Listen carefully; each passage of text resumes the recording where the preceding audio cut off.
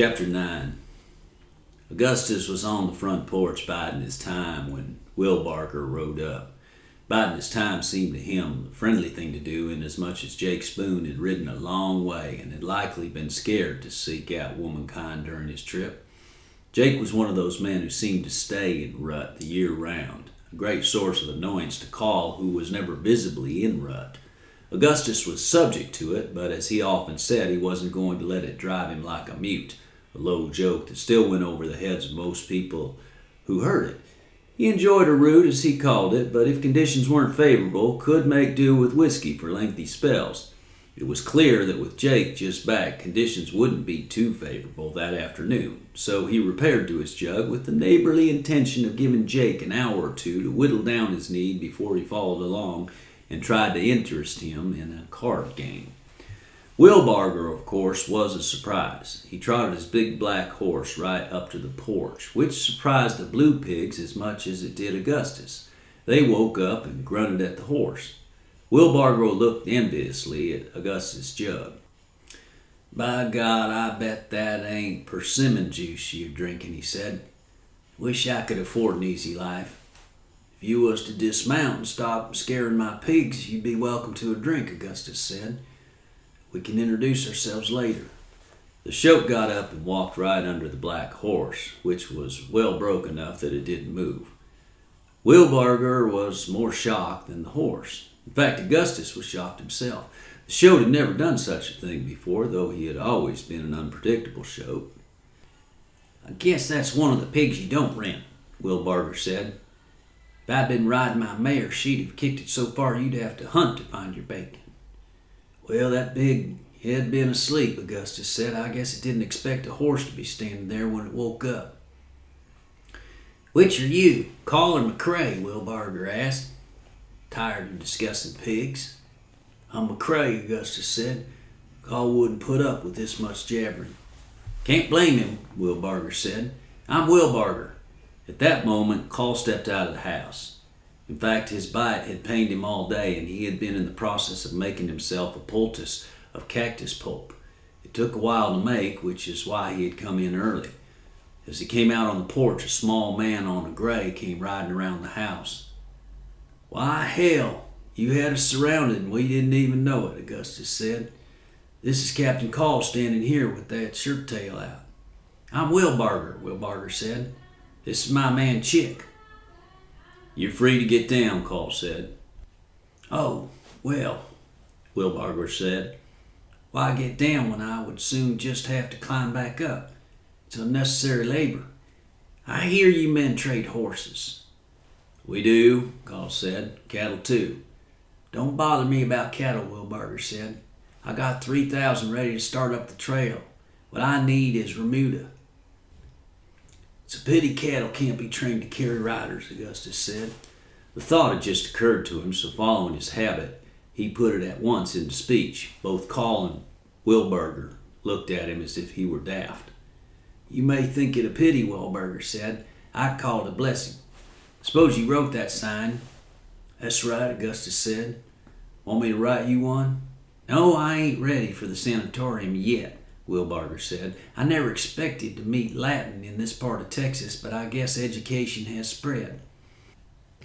"How'd you round up that much stock without horses?" Call asked, hoping to get conversation back around to business. "Oh, well, I just trained a bunch of jackrabbits to chase them out of the brush," Will Barker said, a bit testy. "In fact, some darn Mexicans stole our horses," he added. "I heard you men hung all the Mexican horse thieves when you was rangers, but I guess you missed a few." "Why, hell, we hung every one of them," Augustus said, glad to see that their visitor was one in argumentative temper. "Must have been the new generation that stole your nags. We ain't responsible for them." "This is idle talk," Will Barker said. "I happen to be responsible for 3,000 cattle and 11 men. If I could buy 40 horses, good horses, I'd feel happier. Can you oblige me?" "We expect to have 100 head available at sunup tomorrow," Call said. Gus's talkativeness had one advantage. It often gained him a minute or two in which to formulate plans. "I had no intention of spending the night here," Will Barker said. "Anyway, I don't need 100 head or 50 either. How many could I get this afternoon? Augustus dug out his old brass pocket watch and squinted at it. Oh, we couldn't sell horses now, he said. We're closed for the day. Wilbarger abruptly dismounted and automatically loosened his horse's girth a notch or two and gave him an easier breath. I never expected to hear talk like this, he said. I've never heard of a livery stable closing in bright daylight. Oh, the stable don't close, Augustus said. We can stable anything you want us to. It's just the horse trading part of the operation that's closed. Wilbarger walked up to the porch. If that jug's for rent, I'll rent a swig, he said. I guess that jug's about the only thing that's still open in this town. It's open and it's free, Augustus said, handed it to him. While Wilbarger was drinking, Augustus looked at Call.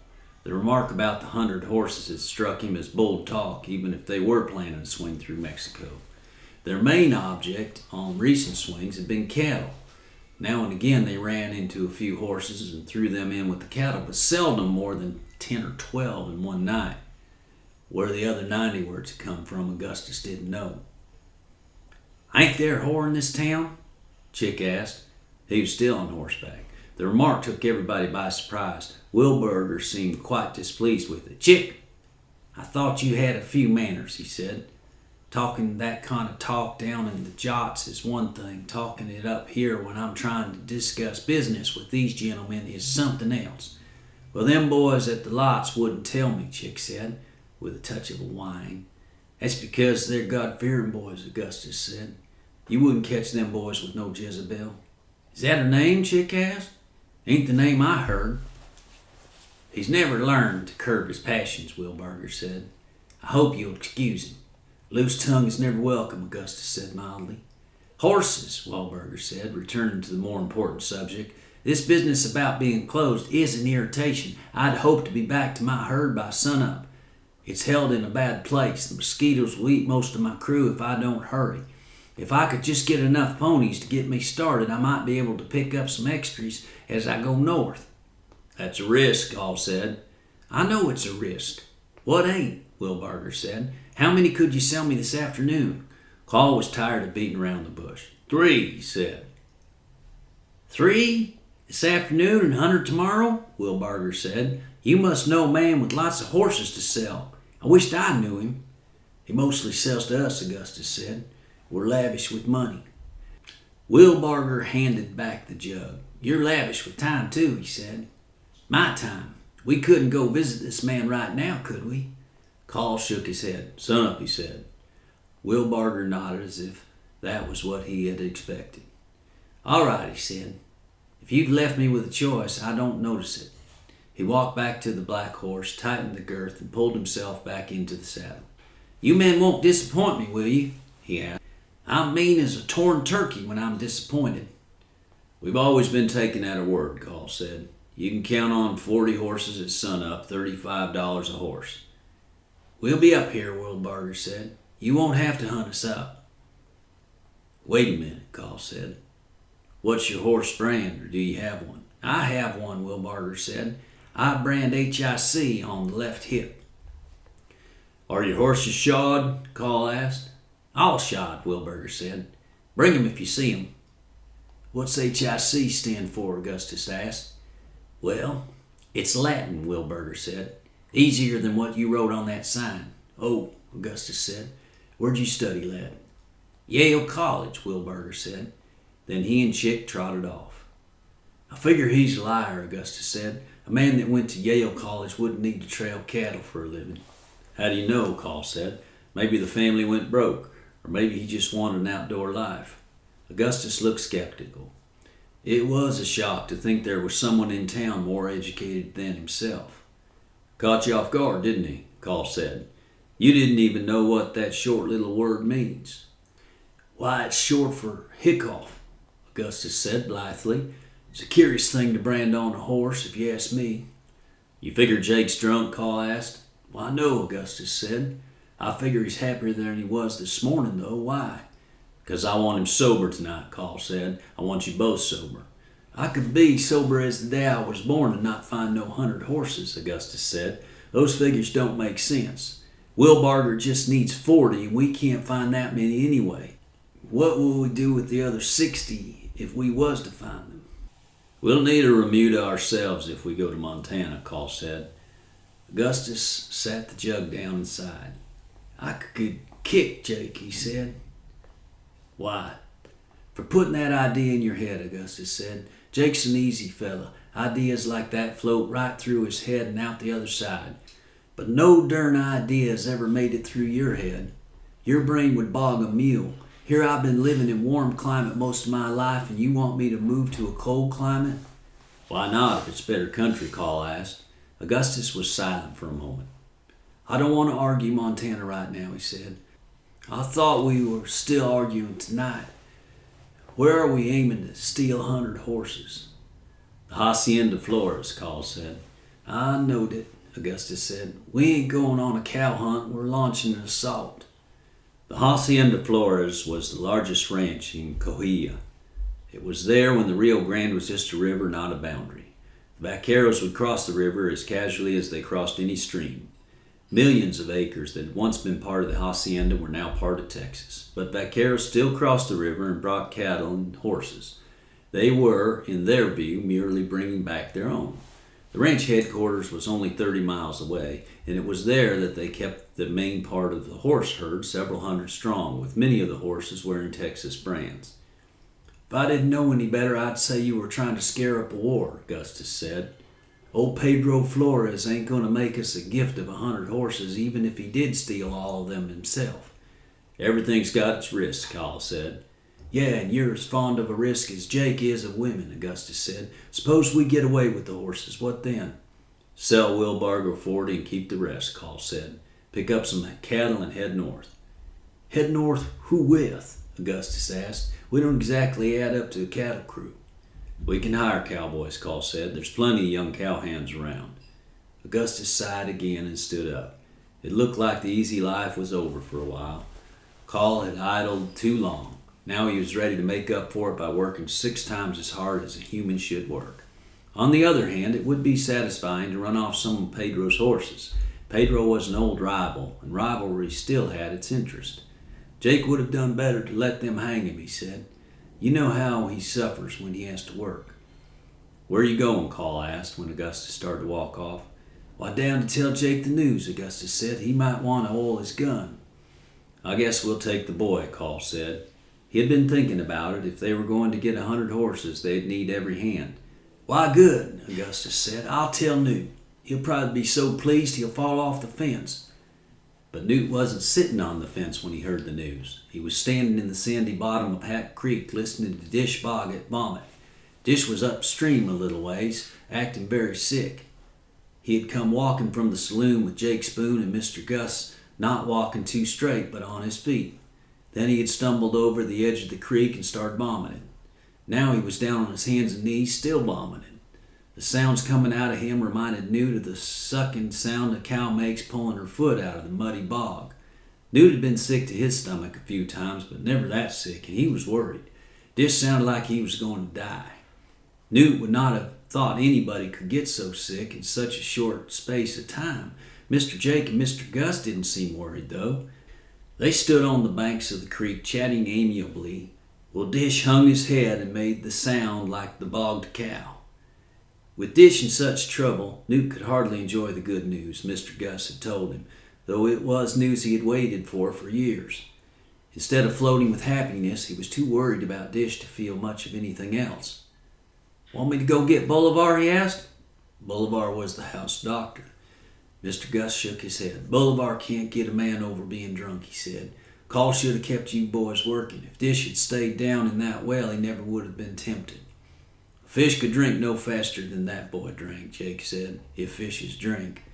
They don't drink what he drunk, Augustus said. He knew perfectly well that Dish had been love-smitten and that it had been his undoing. I hope the captain don't see him, Newt said. The captain was intolerant of drinking unless it was done at night and in moderation. No sooner had he said it than they saw the captain come out of the house and walk toward them. Dish was still on his hands and knees. About that time, Bolivar began to beat the dinner bell with the crowbar, though it was much earlier than the usual supper hour. He had evidently not cleared his action with the captain, who looked around in annoyance. The clanging of the iron on iron didn't do much to improve Dish's condition. He began to make the boggy sound again. Jake looked at Augustus. "Call's apt to fire him," he said. "Ain't there any excuse we can make for him?" "Dish Boggett is a top hand," Augustus said. "He can make his own excuses." Call walked up and looked at the stricken cowboy whose stomach was still heaving. "What happened to him?" he asked, frowning. "I didn't see it," Augustus said. "I think he may have swallowed a hunk of barbed wire." Dish meanwhile heard a new voice above him and turned his head enough to see that the captain had joined the group of spectators. It was an eventuality he had been dreading. Even in his sickness, he had no memory of what had happened in the Dry Bean except that he had sung a lot of songs. But even in the depths of his drunkenness, he had realized he would have to answer for it all to Captain Call. At some point, he had lost sight of Lorena, forgot he was in love with her, and even forgot she was sitting across the room with Jake, but he never quite forgot that he was supposed to ride that night with Captain Call. In his mind's eye, he had seen them riding, even as he drank and sang, and now the captain had come, and it was time to begin the ride. Dish didn't know if he had the strength to stand up, much less mount a horse, much less stay aboard one or round up livestock, but he knew his reputation was at stake, and if he didn't give it a try, he'd be disgraced forever. His stomach had not quite quit heaving, but he managed to take a deep breath and get to his feet. He made a pretense of walking up the bank as if nothing was wrong, but his legs had no life in them, and he was forced to drop to his knees and crawl, which only added to his misery, the bank being scarcely 3 feet high and little more than a slope. Call stepped close enough to the young cowboy to smell the whiskey and realized he was only sick drunk. It was the last thing he had expected, and his immediate impulse was to fire the boy on the spot and send him back to Shanghai Pierce, who was said to be tolerant of the bottle. But before he opened his mouth to do it, he happened to note that Gus and Jake were grinning at one another as if it were all a capital joke. To them, no doubt it was. Jokes had always interested them more than serious business. But since they were so full of this particular joke, it occurred to Call that they had probably tricked Dish somehow and got him drunk on purpose, in which case it was not entirely the boy's fault. They were wily foxes, and worse about joking when the two of them were together. It was just like them to pull such a stunt at the time when it was least appropriate. Just the kind of thing they had done all through the Ranger years. Dish, meanwhile, had gained the top of the bank and made it to his feet. When he stood up, his head cleared for a moment, and he felt a wild optimism. Maybe he was over being drunk. A second later, his hopes were shattered. He started to walk off toward the lots to saddle his horse, stubbed his toe on a mesquite root that poked up through the dirt and fell flat on his face. Newt's hope had risen too when Dish stood up, and he was horribly embarrassed when his friends sprawled in the dirt. It was a mystery to him how Dish could get so drunk in such a short space of time, and why he would do it with such an important night ahead.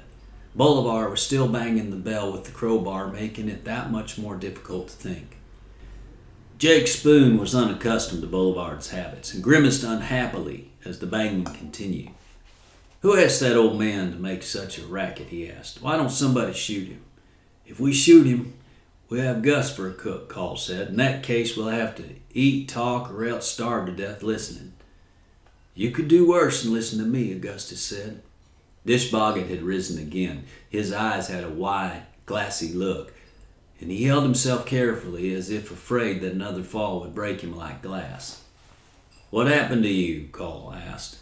"Why, Captain," Dish said, "I wished I could say." "Why can't you say?" "Because I can't remember," Dish said. "Aw, he's all right," Augustus said. "He just wanted to see how fast he could drink 2 bottles of whiskey." "Who put him up to that?" Call asked. "Not me," Augustus said. "Not me neither," Jake said, grinning. "All I done was offer to hunt a funnel. I believe he could have got it down a little faster if he'd had a funnel." "I can ride, Captain," Dish said. "Once I get on a horse, it'll wear off." "I hope you're right," Call said. "I'll not keep a man in my crew who can't do his job." Bolivar was still clanging the bell, which caused Jake to look more out of temper. "Hell, if this is the 4th of July, I'll set off my own fireworks," he said, taking out his pistol before anyone could say a word. He shot 3 times in the general direction of the house. The clanging continued as if the shots hadn't happened, but Newt at least was shot. It seemed a reckless way to act, even if Bull was making too much noise. If you're trigger happy, no wonder you're on the run, Augustus said. If you want to stop the noise, go hit him in the head with a brick. Why walk when you can shoot? Jake asked with another grin. Carl said nothing. He had noticed that Jake actually raised his barrel enough to eliminate any danger to their cook. It was typical. Jake always liked to act meaner than he was. If you men want your grub, you better get it, he said. Sundown would be the time to leave. After supper, Jake and Augustus went outside to smoke and spit. Dish sat on the Dutch oven, sipping black coffee and squeezing his temples with one hand. Each temple felt like someone had given it a sharp rap with a small axe. Dietz and Newt started for the lots to catch the horses. Newt was very conscious of the fact that he was the only one in the group without a sidearm.